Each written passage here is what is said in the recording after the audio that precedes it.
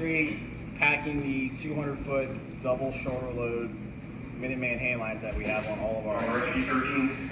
So every 200-foot line has an approximately 8-foot long short section. This is basically just to get the discharge in the back of the bed. So we're going to send this up to the person up top.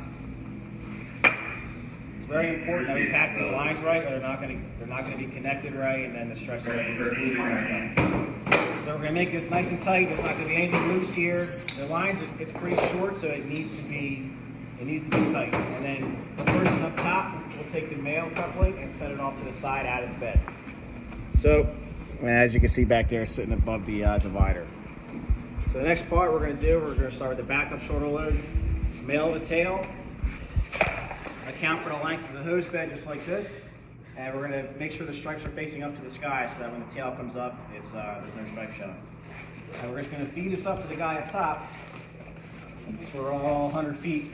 And all these folds are going to be just inside the divider so that the tail, when it comes up, is in line with the divider. Just like this. Okay.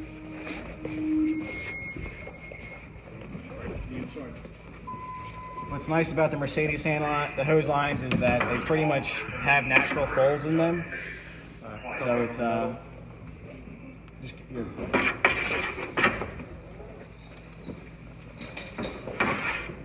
As you see here, all these folds are about a ½ inch inside the divider so that when the tail comes up, it'll kind of be in line with the dividers.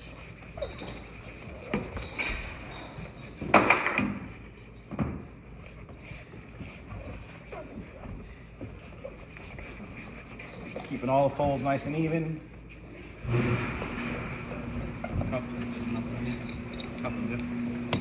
So the end of the 100-foot backup shoulder load is the female coupling, so it goes to the top and it gets connected to the male end of that short 8-foot long short section that we set to the side. Anytime you're up top and you have two couplings in front of you, they get connected. So ritters up top, they get connected, they get sat right on top here.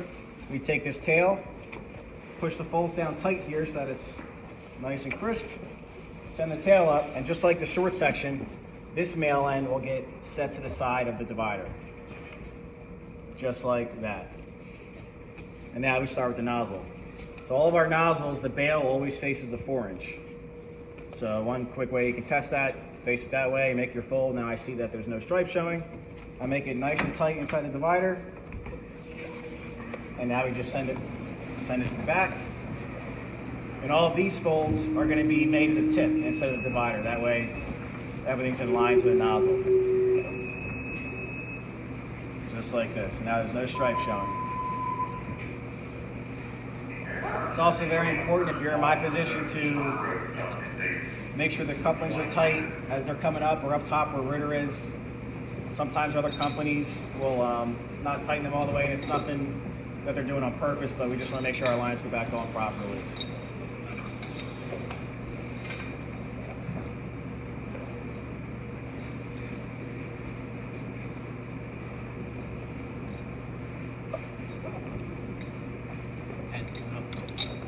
Here's the female end of the nozzle section. It's going to get connected to the male end of the backup shoulder load that we just sent up about a minute ago. The ritter's going to connect that because now he has two couplings that aren't connected in front of him. Connects them, they get sat on top, and now you have the 200-foot double shoulder load Minuteman hand line. Very simple. It's very easy to pull.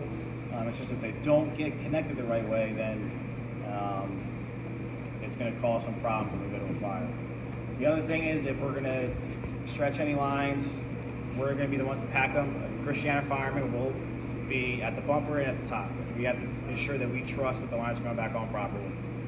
If anything gets charged, we roll all the lines, we'll walk the water out, and roll everything up, get the air out, and make sure that the bed is presentable and packed properly.